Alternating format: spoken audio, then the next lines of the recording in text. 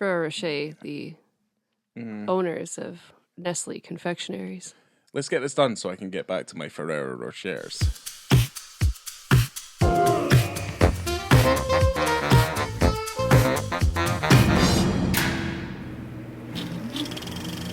Well, hello there. Welcome to On the Beat, the podcast that uncovers full frontal male nudity in cinema. My name is Laura, and I am joined by the man of the new year, Ryan. I'm a new year. I'm a new man. Are you? Or I'm a new man, and it's a new year. You're a new year Yes. man. Yes. I might turn into Stifler. Maybe I should. Yeah, Old Stifler. Old Stiffmeister. there you go. Yeah. Speaking of Stiffmeister, we are starting off the year a little bit easier. We're not delving into despair. We're not descending into darkness. Well, no. Hold on. Look. It's fine. It's a new year. It's a new me. It's new. Everything is new. It's going to be fine. And we're having a new film, which is we are. the one we're going to talk about right now. We are going to start off a little light, a little easy, a little bit breezy for this new year when we talk about the 2012 sex comedy American Reunion. It's about bringing people together, old friends, an old friendship story. Old lovers. Yeah, bringing people together. A 13-year, well, that's if you don't include the spin-offs, but at least a 13-year cinematic dynasty. Well, yeah, 13 years between American Pie and this one, hence why they're doing a 13-year reunion because they couldn't get it together in time to do an actual 10-year reunion film. Yes, that's very true. And- but Yes. well, wasn't at the 10-year mark. That was the wedding one, right? Maybe. I I don't know. I'm sure you probably have that written down. I didn't write down the date. I don't think it really made any difference because Chris Klein is not in the wedding one, which I can't be 100% certain I've actually seen. I can't really remember. Okay. American Wedding was in 2003. So we'll just lay this out really quick. American Pie came out in 1999, followed by American Pie 2 in 2001, American Wedding 2003, and then 2012 is American Reunion.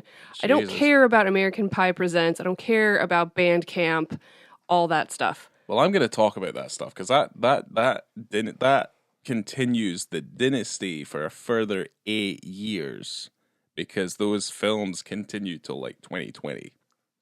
I heard they're making another one as well. I've never seen any of these spin-off films. No, I don't. Here's the thing. This is what I found really funny.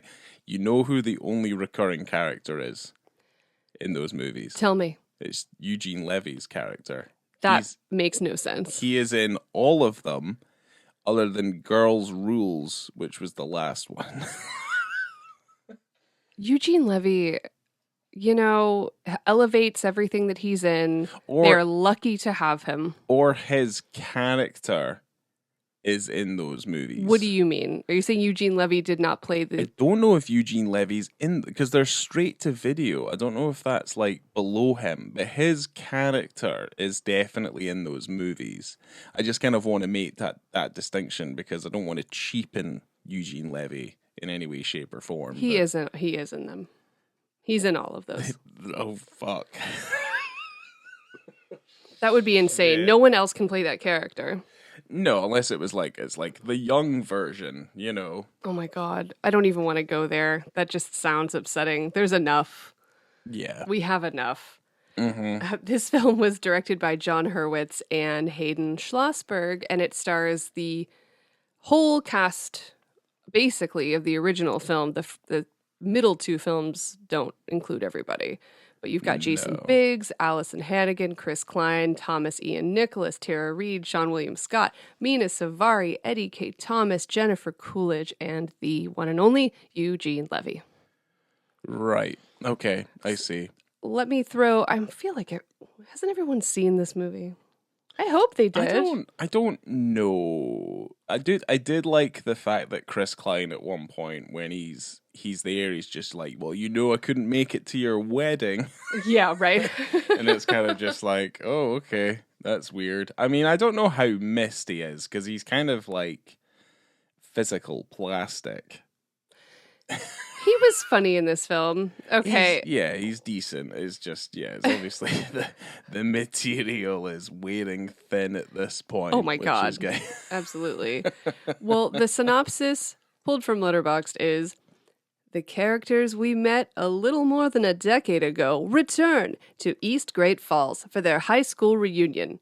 In one long overdue weekend, they will discover what has changed, who hasn't, and what time and distance can't break regarding the bonds of friendship. I said some of that wrong. That's okay.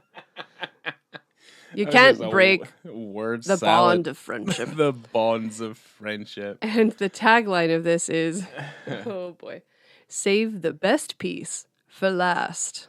Ooh. Of that crumbly, cum-filled apple pie. Yeah, the fuck cake or fuck pie. Yeah, I still can't get over the fact that he thought that was a good idea in that first movie. But and not take it elsewhere.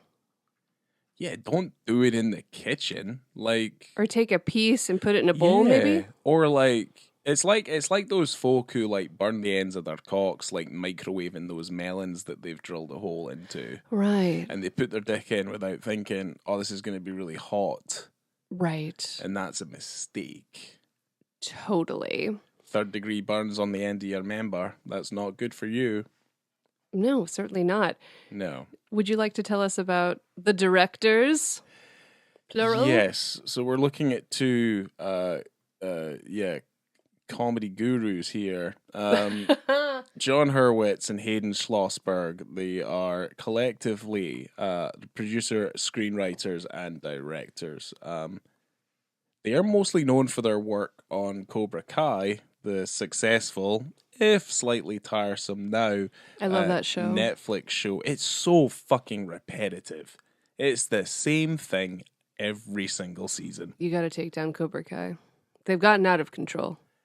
It has. It's basically turned into the American Office. It is, yeah. It's the Karate Kid's answer to the American Office. How? Because it won't stop. Oh my gosh! It's maybe on 4 seasons. Well, what are they waiting for? James Spader to come in and make a cameo or something? That would be horrible. There's always more people to bring in from the past. Well, from the Karate Kid movies? Absolutely. They keep finding them. I don't know why, because I don't remember them from the original films, like, whatsoever. I do. It's like every coach has their own coach who's also got another coach, and there's just this hierarchy. It's like a game of death. They bring in every single person of, like, poor white man's karate coaches. Everyone that beat up Ralph Macchio gets a cameo, and then they become either good boys or bad boys in the scheme of the world building of Cobra Kai. Go on. Well, it's basically, that's like a Fast and Furious like paradigm. You know what I mean? Like you know the villain that you're going to be facing there is going to become a family member later. Same thing as the Sonic the Hedgehog trilogy so far. Yeah, except I think that's a little bit more self-aware. Like it knows exactly what it's doing, and it's doing it fantastically. But yes, and so they did Cobra Kai, the Harold and Kumar movies. Yes. Which, I mean, there's a few, and then obviously American Reunion. But their filmography, it's not particularly vast, which is why I'm kind of making it a collective as acting as writers, directors, and general filmmakers. They did Harold and Kumar Go to White Castle in 2004, which they wrote, but they didn't direct. Harold and Kumar Escape from Guantanamo Bay, 2008. You're going to see a bit of a pattern here. Harold and Kumar Go to Amsterdam in 2008 as well. And then a very Harold and Kumar Christmas from 2011. This is the very first time that I'm learning that there was a Harold and Kumar Go to Amsterdam. I did not know. It was always a trilogy. Yeah, it was always a trilogy. And a Christmas special. Yeah, and there's a Christmas special as well. So, And then after the Kumar Christmas, we have American Reunion in 2012. After that, we have Blockers 2018, obviously Cobra Kai, which is ongoing from 2018, Plan B, which is 2021, and Obliterated from 2023. So as we're aware, there are four mainline American Pie movies that have, bits and pieces of this original ensemble cast from the first movie. And obviously, American Pie Reunion, as it's also called in other parts of the world, is the final film in the series and has, obviously, as we pointed out, the same ensemble cast. After that, do you want to hear what the 5 direct-to-video films were called? I actually don't at all, but please go on because you think- wrote them down. I feel like you really want to say them for some Well, reason. I feel like you are I think really they're dumb. hammering it down. Well, I don't care if you think they're dumb. We're giving information.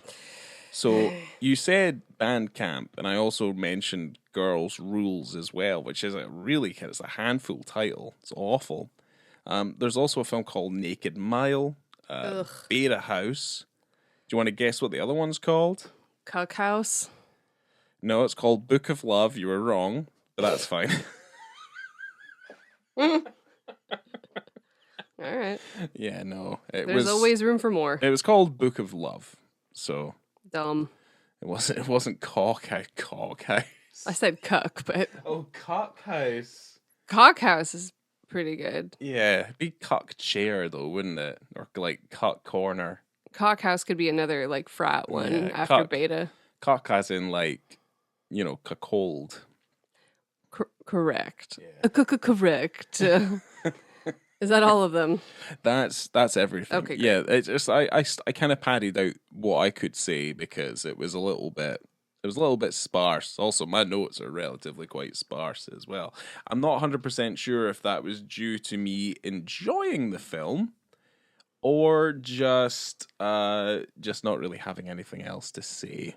So It's hard to do. It's hard to review comedy films sometimes because they're, it's almost impossible. they're jokes. Yeah, but if you've seen the first few mainline American Pie movies, this kind of ticks all those boxes, basically. I think it ticks the boxes, but does it a little bit better because the directors were fans of the original Right. and they really tried to do callbacks, but not be too eye-rolling about it. Yeah. And they did manage to get the whole cast together. And there's, great callbacks, great references. The music's really good. Yeah. And You would expect it to be a little cringy. This film it's there's some funny bits in it. A lot of it comes from Sean William Scott, obviously. well, he gets more screen time here. He gets a lot more screen and time it's here. for the benefit of all. Yeah. It's like they kind of took your favorite part of American Pie and they just kind of focused on it a little bit more without making it tiresome as well. Because I'm thinking an hour and a half of Stifler just on his own the entire time might not be that great. It's kind of good when they're all in a group. So Yeah. where it all kind of comes together. But yeah. This is the least cringy in terms of how it's aged because it's been over 10 years since this has come out. Yeah. The first one is very pre-Y2K. problematic. Yes. Many times over. It's still funny. Don't get me wrong, because it has its place. And I remember when I saw it, incredible. Very, very funny. It's kind of like Farrelly Brothers movies now. Like Dumb and Dumber and Dumb and Dumber is still perfect. and like Me, Myself, and Irene, and There's Something About Mary. Like there's some stuff in there where it's kind of there's some shit in those movies. So still good. They're still good, but you kind of it's hard for you to put them to like this generation with some of the humor that they have and what enrages people today. it'd be rough. Speaking of humor, apparently the directors decided to have kind of a comedy roundtable when they wrote the script and they wanted to punch it up a bit. So they brought in a bunch of their like industry comedy pals to come in. Patton Oswalt was one of them, for Okay. example, Mhm. to help come up with new jokes for the film, which they thought was very beneficial and in terms of the writing process. And that's part of the jokes. It's probably why some of it is actually funny. The directors themselves don't sound funny. That commentary that is provided, it should probably just, I mean, it just shouldn't be on there. Like, they should just have gotten rid of it. It's one of the most boring commentaries I've seen on a film. Yeah. It's kind of like if, well, I think we've all seen the Conan the Barbarian. We've all listened to that commentary. Hilarious that you think that everyone's listened to that commentary. It is a treat. It's a real treat. The Milius Schwarzenegger combo is something that just needs to be beholden. But no, it was more kind of like, because Arnold, other than that he's hilarious in the commentary, completely unintentionally, he's just kind of stating like what's going on the screen as you're watching it, which is kind of what the guys do in this, and they also seem to have this kind of, weird feeling that they've created the Citizen Kane of comedy films with this one. I don't know. I don't know about that so much, but I feel like they think that Harold and Kumar might have been, because they sure do talk about Harold and Kumar quite a bit. Basically, it's like every little moment that they've prefaced is kind of like, oh, it's like Harold and Kumar. Remember those movies that we wrote? Those stoner movies with John motherfucking Cho. They are quite proud that this is the very first in the American Pie franchise that features marijuana. They're pretty happy about that. Huh. Yeah. With that's interesting. Jim's dad and Stifler's mom smoking a joint. Yeah. That doesn't really make any sense. Another thing I did learn from the commentary is also referencing Harold and Kumar. When they were in Toronto filming Harold and Kumar, the cast and crew would go to a strip club in town. And next to that nice strip club, there was another more not as nice and not so fancy strip bar called Jilly's Bar. Okay. So the first place that all the boys get together in American Reunion is called Jilly's Bar. And It is a reference to that creepy strip club in Toronto that all the cast and crew would go to. Okay. Well, I'm sorry. They would go to the one next door. They wouldn't. They would make fun of Jilly's Bar. Hence, yeah. Oh, yeah. That's something I learned. Isn't that exciting? I'm a little bit perplexed. A little in joke. I mean, I guess a lot of random things about the film are in jokes, like the name of the financial firm that Stifler is an intern at. JBL or something. It's like John Hurwitz's initials. Oh, JHG or something, or JGH. Yeah, JGH or something. JDH. Right, okay. There's a lot of little things like that. Yeah, I guess. Naming characters after friends or old bosses or teachers or whatever. Which is that makes sense. I mean, that's just the way that sometimes it goes. Okay. Yeah, you don't have to be so angry about it. Well, I'm not that I'm angry. I think I'm expecting a lot more from what you say, but really, like, if that amount of trivia is quite sad. Usually that's we the have most quite interesting thing that I discovered listening to almost 2 hours worth of director commentary. Okay, they're like, we filmed in Atlanta and it was really hot and everyone had to hydrate. Okay. I also learned, like, in some of the other Blu-ray features, on top of the other research that I did, that everyone liked to hit each other in the nuts. Also, Jason Biggs farts all the time. That's what I learned from watching and listening to commentary for this episode. Jason Biggs is incredibly flatulent. Which I'm like, cool, he's a dude. They all are. Well, I don't think it's that I'm angry at your your trivia. I think it's the fact that you're angry at your own trivia because you've had to put yourself through it. I watched American Reunion twice today. I'm not that mad about it because Well, it's not terrible. it's not an awful film though. It made me laugh quite a few times. It's actually quite funny. I can't wait to talk about some of the things that I liked. Speaking of, one of my favorite things happens 23 minutes and 20 seconds into this movie. That's my drum roll. It's the penis scene. I don't know how to do a drum roll. It's well, yeah, you could just do it on the table like Tappity tappity tappity tappity toot. Penis scene. yeah, there is a penis in this movie. This is the first penis in an American Pie film. Which is weird because those films are loaded to the brim with just sex stuff. That's all it's about. It's the classic American male-focused, like high school thing. Like the men want to have sex by either prom or by graduation. Yes. They gotta get their bone on. They gotta bust a nut. I mean, this is one of the... On or around a woman or a guy or whoever. The women just don't care. The men want a pork.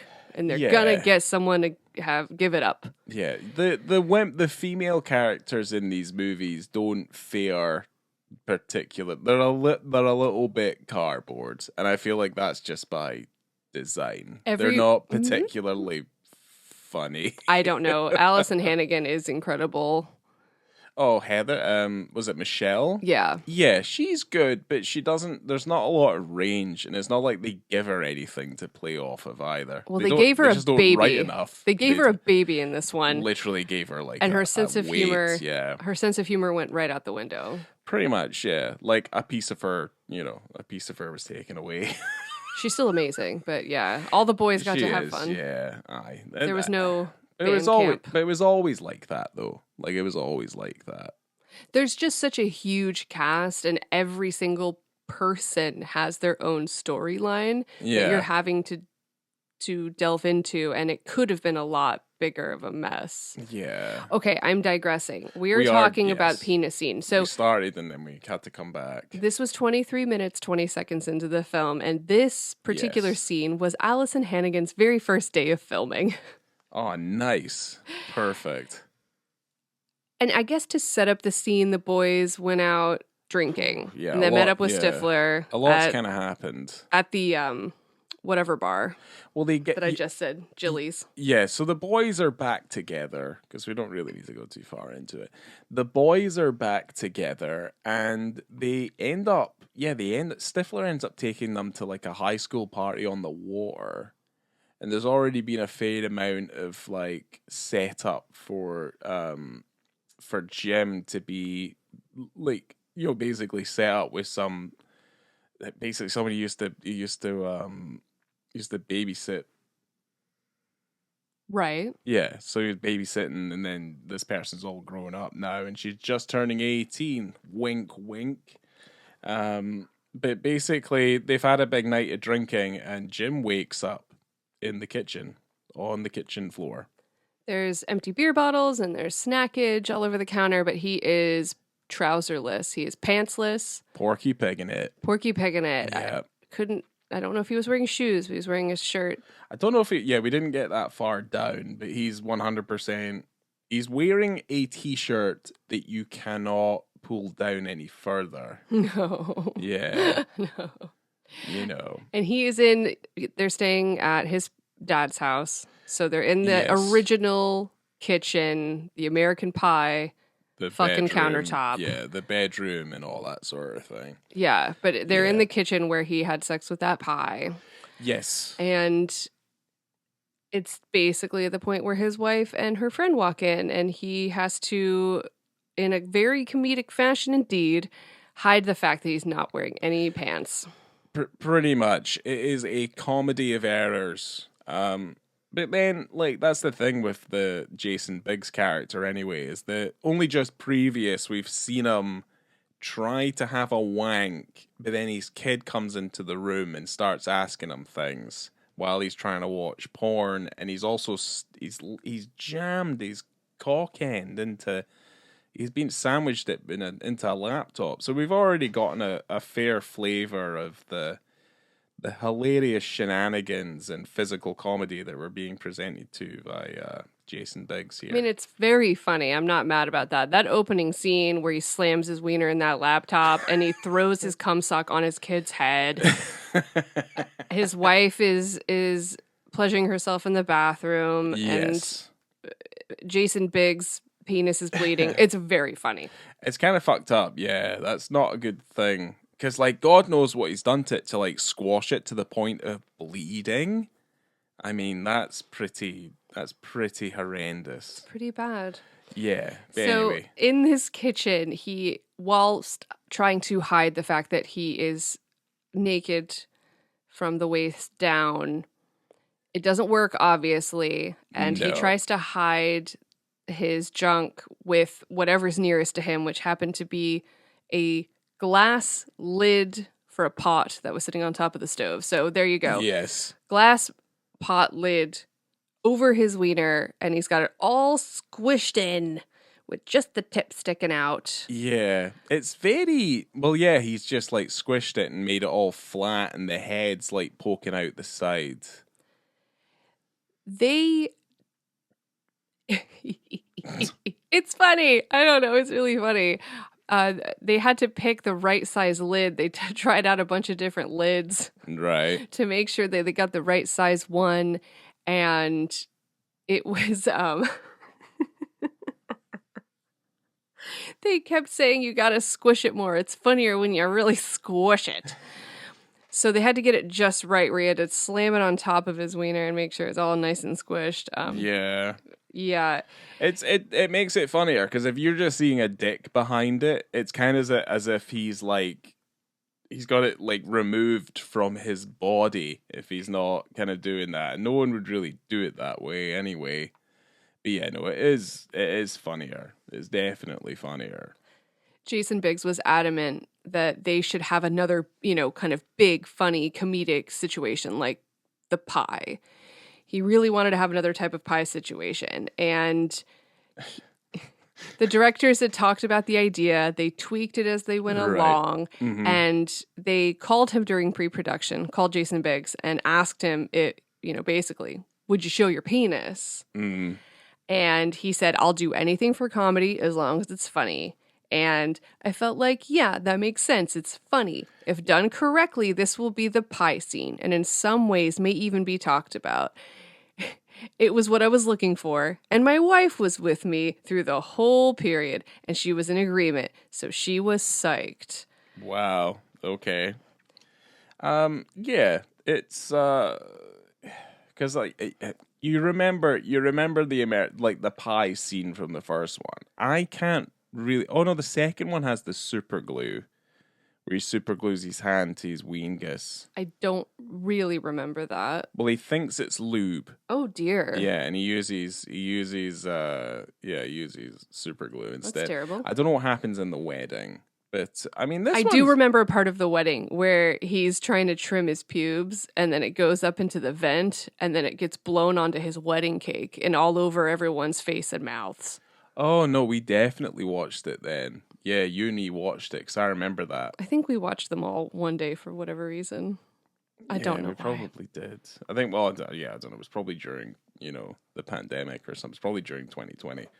Probably when we did that, because we were just desperate for anything to stimulate us. Make me laugh. Yeah. Jason Biggs insisted that they spend a lot of time on the wide shot just to show that it was him. He said that if he was going to do it, he was going to make sure everyone knew it was him. He goes, you see a full shot so that it's clear or more obvious that it's my penis. I remember in early cuts, I kept telling the directors, I have one note. You've got to hold on that shot longer so people will know that it's my penis. Otherwise, what's the point of me doing this? The plain truth is, that's my penis. Wow. I mean, Bravo. Bravo, Jason Biggs. Yeah, at least he's not shy about it. Because I was going to say, I was just like, how funny is it in relation to those other scenes that I pointed out, though? I don't know if it's funnier. I don't know if it's funnier, but the fact that after all these films, especially the second one and third one, I feel, especially the second one, kind of Yeah. is a little bit gratuitous on the female side. This one, I think, only has one pair of boobs, Yeah. and it's the neighbor. I mean, it's a lot of boobs. It's a lot. Yeah, that's a lot of boobage, basically. Yeah. Because, like, you might only see the one pair of boobs, but you see them a lot. That is you true. know, yeah, it's pretty relentless. But, it didn't have to happen, but it's a good thing that it did, because that's what the movies are. They're raunchy, and they're always talking about boners, and Yeah. might as well. Let's go. It's all about sex and having sex and getting it on and, stuff. Yeah, it was always like that. So it was always on everyone's mind in the 90s. That's right. But it's funny enough. I can't, like, I was like trying to get it so we could maybe figure it out, but I mean, I I can't always remember remembered it. yeah, I can't remember how funny that scene with the pie is, but I do remember that I think it's Smooth Criminal plays on the part where he realizes that he's superglued his hand to his wingus, and then he has to basically try and escape, and he ends up on the roof and stuff like that. Which version of Smooth Criminal is it? The Alien Ant Farm version. Because that's 2000s as fuck. Yeah. So, yeah, that's 100%. Yeah, in terms of being memorable, I always did remember this particular scene in American Reunion. You never forget the pie, because that was quite something at the time. Yeah. The second one, I don't remember that, but yeah. There's a lot. It's memorable. Yeah, there's more things in this, like more kind of fucked up things that kind of happen. That are kind of, but there's a lot of gross out humor, which is kind of at least that's, they stay within the vein of those films over such a long period of time, which is why I think this film isn't actually that bad. That's the thing that I believe that everyone realized when they were writing it, when they were filming it, is that even though it's been, more than 10 years and people grow up and these characters, like some of them have children and they've gotten married and they've got jobs, etc., people are still the same. People don't change that much. No, they don't. We're all children. Yeah. Very immature. We love farts and poop and boners and sex jokes, and it's just... We do. We never grow up. We don't. No, you don't. You're always kind of the same person. Although, for whatever reason, they thought fucking high school was awesome. I think some people... Well, not all of them do. Stifler does. He does, yeah. I don't know if the rest of them do. That's just because he peaked in high school. I guess. I didn't hate high school, but I certainly didn't like it. No, I mean, I actively despised it. James Gillespie's high school, hated it. It was fucking horrific. But, like, yeah, I just don't get people who were like, oh man, fucking high school was the shit. It's like, no, it wasn't. Just understand that they're sad. There's no other reason for them to have yeah. enjoyed high school. Yeah. No, that's not good. That's not good. Yeah, no. But it's, no. Friendship is always nice. Yeah. Well, we do like a friendship story. Absolutely. You like a good band. This is a band of rowdy men, though. They're a little bit sleepier in this film, I would say, but yeah, they're rowdy enough, at least. Yeah, I mean, you've got Jason Biggs and Allison Hannigan, and they're dressed up in S&M gear and leather. True. Could have seen more of that. Which is kind of, again, it's an entire, like, that scene is wild the more you think about it. Because she's brought that stuff to Stifler's mum's house. Yes, at a house party. At a house party where they're going to commandeer a bedroom and then, and then have sex, probably kind of wild sex while wearing leathers and stuff like that. She also gives him a bag of stuff to put on, and then she goes to leave the room, and she goes, I'll be right back. She goes into the hallway of a party, and then, I assume, walks back into the bedroom through the crowd of people at this party wearing leathers and a whip. Yes. Yeah. And you're like, why? She could have probably gone into a closet. That house looks like a rich person's house. I think There's probably a bathroom in that room where she could go turn around. Obviously, the hijinks will not ensue if she didn't leave the room. No. But other hijinks do ensue. Because that one girl, that little neighbor girl, really wants to get with on the boobies Jason out. Biggs. Yeah, for whatever reason, it's like, oh, he was nice to me because like her current boyfriend's like a bit of a dick. But like, yeah, I'm like, I don't know. I mean, good for Jim. He seems to continue to getting all these women that he's absolutely terrified of. He's cute. He's cute. Yeah, he's kind of funny and stuff. It just doesn't. A lot of it never really made much sense to me. Jason Biggs in real life does better, I'm sure, than his character in this film. Because Jason Biggs in real life is actually funny. Jason Biggs' character, Jim, is not very funny. No. He's awkward. I don't think Jim's meant to be particular. He's meant to be laughed at, not laughed with. He is very much the comedy pratfall. Don't be a pussy, Jim. John Cho. Fucking John Cho, man. John Cho. Perfect. Oh, Sprinkled he's in. So fucking good. Everything he's in, he's good in. That's great, the thing, yeah. It's just, no, he's so fucking funny in this. So fucking funny. One of my favorite scenes, which I won't talk about too much, was the lakeside cooler shitting revenge scene where Stifler does an Apocalypse Now, right? Yeah. And comes in out the lake. War, yeah. Well, it's either Apocalypse Now or it's like Deliverance. Either way. Either way, yeah. And he's in the lake and he's going to sabotage these Mean Boys jet skis, and then he ends up taking a full diarrhea poo in their cooler. Yeah. And destroying their jet skis. And I will say, for a sound effects for someone taking a shit, I thought that was pretty spot on. How those three couldn't hear him doing that, though, is something that, if we do that, then we basically are tearing holes into this. Yeah, we can't tear any more holes into the story. No, this film is basically, it's Swiss cheese when it comes to like the logic of it all. But as long as it's funny. But yeah, I did like it's better than the shitting sound effects from Dumb and Dumber. That's for sure. I thought Little squeaks. It felt more accurate. Oh, yeah, the pooping. It did worry me about his bowels and his colon and everything, because I thought if he did a poop like that after being in the water and you really had to go, I would have just pooped in the lake. I've got a funny feeling Stifler's the sort of guy who drinks a lot of soda. So, or at least like he doesn't believe in drinking water. Like he's maybe one of those people. Because I don't know, like what Stifler kind of comes across to me is that I don't think he's unintelligent, but I also think he would be into conspiracies. That's what I definitely think. Interesting. I think he would be easily led because he'd be like, where's the party?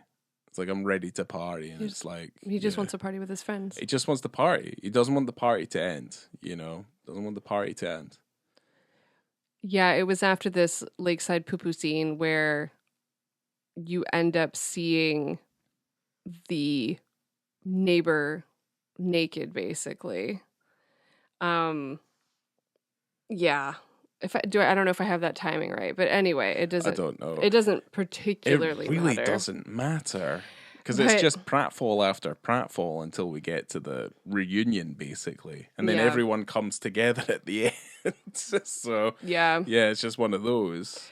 Well, the director said that the nudity in the film comes from, obviously, the tradition of the franchise, but also comes just as an homage to the older R-rated comedies that the directors grew up watching, right? You just kind of expect nudity. in these R-rated comedies. Mm-hmm. But for this film in particular, they wanted to make sure that the nudity comes along with the storyline, which didn't really happen in the second and third installments, where, you know, if there was nudity, it didn't really come from the characters that had anything to do with the story as much. Yeah.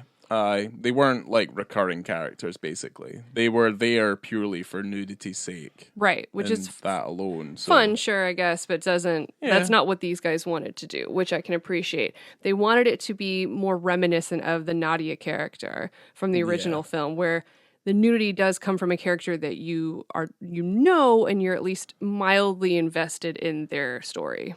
Right. Or their character. So that was the whole thing with the neighbor. They wanted you to meet her, get to know her a little bit, get a little bit of a storyline, and then boom, boobies. Yeah. It's probably, I mean, I think it's actually probably funnier that way as well. It's kind of like, you know how fucked up this situation is, because it's more fucked up than him just meeting a random 18-year-old who just is like, I want to have sex with you. I'm a virgin. Yeah. Oh, nightmare. Absolute nightmare. And then I don't know what else do you want to say about the rest of the story, but I do want to mention Rebecca De Mornay, who kind of comes in at the very end. You can quite easily talk about Rebecca De Mornay. Like, we don't need to. Because you know how in all of the movies it's all about, well, at least the first one, about Finch having sex with Stifler's mom. MILF. Yes. All of that. Mm-hmm. And finally, Stifler gets his revenge and he gets to have sex with Finch's mom, who ends up being Rebecca De Mornay, who is glorious and effervescent and shining. Yeah, she's unbelievable. And they do a kind of a callback to Risky Business because she says to Stifler, "Are you ready for me, Stifler?" Which is basically what she says in Risky Business, which is, "Are you ready for me, Ralph?" Yeah. So yeah, I haven't seen Risky Business in a long, long time. Yeah, you don't want to lay your eyes upon too much Tom Cruise. I mean, it's like looking into the Medusa's eyes. You will turn to stone if you look too long. Turn to Scientology. Pretty much, you will. Yeah, like, that is the problem. If you don't believe about the aliens in the mountain, what's wrong? What's up with you? I know. Doing? You gotta watch more Risky Business. You should. You should watch more Risky Business. The directors talked a lot about the budget for the film. We couldn't do this because of the budget. We couldn't film here, budget reasons, and this budget reasons. Right, okay. But they had a $50 million budget. It's a lot of money. I mean, it's reasonable. I mean, it's standard for a comedy of this type, to be fair. 50 million, that's not too bad. It made, in the box office, $235 million. So a success. Very much a success. Which is how much American Pie made. So, interesting. Well, that's the thing. American Pie, like when it first came out, it was a bit of a phenomenon. Oh, yeah. Like it was, I think, it's kind of like it was a return of those kinds of comedies that were a little bit more raunchy. Because before, like, by this time, you didn't, like, there was no Superbad, there was none of that stuff. That stuff obviously came a little bit later, but this was kind of more like your generation's, like, Animal House or something like that. Porky's. Or Porky's, that sort of thing, which was kind of, you look back at those now and it's like, oh, they're a little bit cheeky, a little bit of a nod and a wink. And I'd even say, like, Airplane's a little bit like that as well, because that has some stuff in it too. But Porky's is pretty gross. Porky's it's got some issues. Yeah, definitely has some issues. But at least, like, you can look at it and you can see, like, where the stem, like, the inspiration for that is, and that there was still an audience for that sort of thing. Because obviously by the time American Pie came out, we'd had a bunch of, like, Farrelly Brothers movies as well. So the 90s was very much a time of, like, things going a little bit more gross out, because that's obviously when Jackass and stuff also started, and MTV Generation, all that sort of thing. Hell yeah. So, there was very much a gap in the market for something like American Pie. to come in Something. and make a ton of fucking money. Yeah, it was time for penises to come back. Yeah, yeah. I mean, not till 2012 for this franchise in particular, but Yeah, I was yeah. thinking about like there's something about Mary and pork and beans. Pork and beans. It's yeah. That's still yeah. That was another thing, guys. I don't know if we own. I don't think we own. There's something about Mary. We should. But yeah, that was something that was cut from the TV cut, which is what I was Of used to course. watching, where it's just the shot of his zipper, but it's like entwined in his junk. Yeah. I didn't see it until we watched it on streaming recently. I was like, "Holy shit! Oh my that fucking gosh. exists!" Yeah, that's not even a lie. Yeah, it's not as crazy. Wow. Yeah. Imagine that. Imagine something happening to me like that. It's terrible. Like, just think about it. I'm so sorry you didn't get to see those balls before. No. Well, I mean, I see them now. This movie came out in 2012, which is the same year that Shame came out. And Jason Biggs was saying that he thinks that his penis came out right in time before there was too many penises on screen. He didn't want to have people to be disillusioned by too many penises. So you don't want to, you don't want to overshadow a Fassbender. Well, you know. It's funny that he even talks about himself in the same sentence as Michael Fassbender. He's like, this year is crazy. You've got Michael Fassbender and me. And I'm like, okay. I never thought that you would have Shame and American Reunion like kind of talked about in the same way, same sentence. It's pretty funny. Similar, not a similar theme, but no, but no. No, that's the very opposite of sexual sexual repression. It was too much sex. I don't know about that. Too much. Well, do you have anything else you want to add before we go into our ratings? Absolutely not. Other than like if we can spend the next 20 minutes talking about John Cho, then John Cho is absolute treasure. Really is.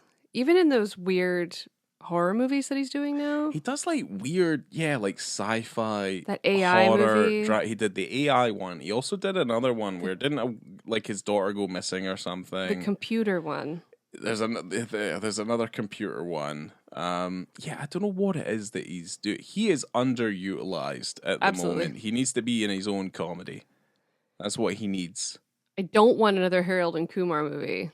No, I don't think we need that. I think there's definitely another Harold and Kumar on the horizon, though. I think so. I think there is. Like, I don't know, Harold and Kumar get old or some shit. Who knows? But no. Like, what's wrong with having him in an Apatow comedy or something? Like, I would watch that easily. Instead of having Seth Rogen, just fucking whap a Cho in there. Whap a Cho. Yeah, just whapping Cho. Put Cho in there. See how he fares. It'd be great. Yeah. I don't know. Anyway, let's go into our ratings. So what are we covering first? Just the scene itself? Yeah, let's do visibility and context for the penis scene. So like I try and think about this slightly differently, where I'm thinking, the context and like the visibility and things like that. Like I want to think more about its purpose for being there, and it's in a comedy. It's a comedy situation, because that's the thing. Like it has to be funny for that moment to be funny. You can't just see a close up of his knob, and he's just like standing there, and he's like hovering the clear lid like over his piece. It doesn't really make any sense. So for them to be like, he's squishing it, so it's like pressed up against the glass and part of it's poking out and things like that. It's it serves the purpose of being, it's again another comedy penis. Yeah. It's a heavy comedy penis. But yeah, I mean, I think I remember laughing. So it does it. Because the thing is, if it's not funny, then it's like, oh, why are we seeing that? Because it's just like, it's like looking at anatomical books. It's like, it's not sexy. It's No. just there. And you're like, It's like, that's how it works, I suppose. Yeah. It's like, does mine look like that when I'm just standing there? And it's kind of just a bit sad, like a sad moment of self reflection. And it's like, right, okay. But yeah, no, it's all squished and stuff, which is, it's kind of what you want. Doesn't that happen in Sideways as well? You like mash it against the window to the door? Yes. Yeah. And it's like just there. It also happens in that pop star movie, which we have not covered yet. Oh, yeah. Where he's No. rolling up the limo window and his wiener is just squished up against the glass. Yeah. That movie's pretty funny. Yeah. But yeah, no, I think if we're gonna go on that basis and we look at it like that, probably a 4. It's Okay. pretty high. Yeah. I guess it gets docked because it could be funnier, but I just don't know what else you would do there to like make it funnier. Like it gets jammed in a kitchen drawer or something somehow. I don't Well, know. he's already had it all injured before. We just didn't see it. Yeah, but like I don't know, like to make it funnier. You know what I mean? Just get it caught on something. Yeah, Terrible. yeah. I don't know. So I give it a 4. Give it a Okay. 4. I'm probably going to just join you there at a 4. I want to say 4.5, but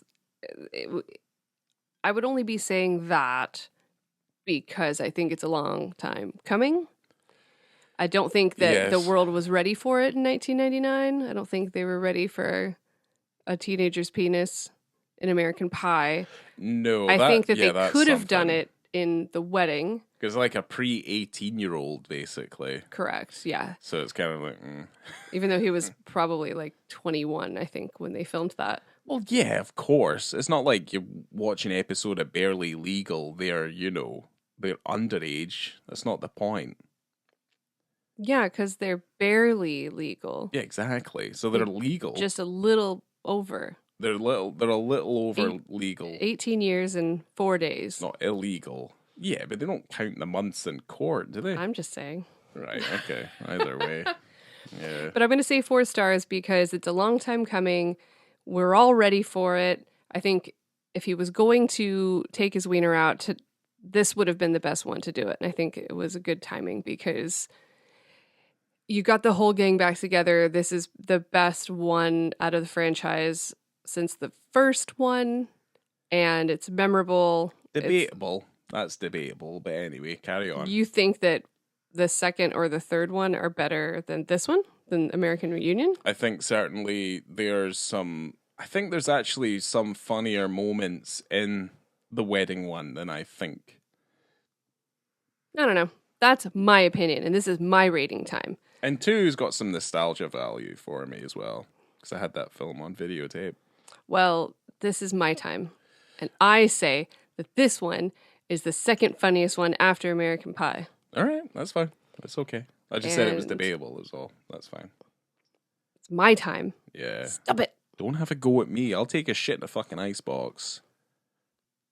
God, it's so gross. And the guy Again. sticks his hand in it. He's got poo-poo all over his fingers. Yeah, it's kind of Very funny. Yeah, it's rough. Well, anyway, I know that the balance is off because there's a hell of a lot more female nudity than there is male nudity, but you finally did get there. Get a little bit more of a balance, just a little bit. Just a little bit, but she's very naked for a lot of her sequences. So This is her first film as well. And the casting asked for gratuitous amounts of upper female nudity. all right. So, Oh yeah. and if you're going to do she's it, not do shy. it when you're that age.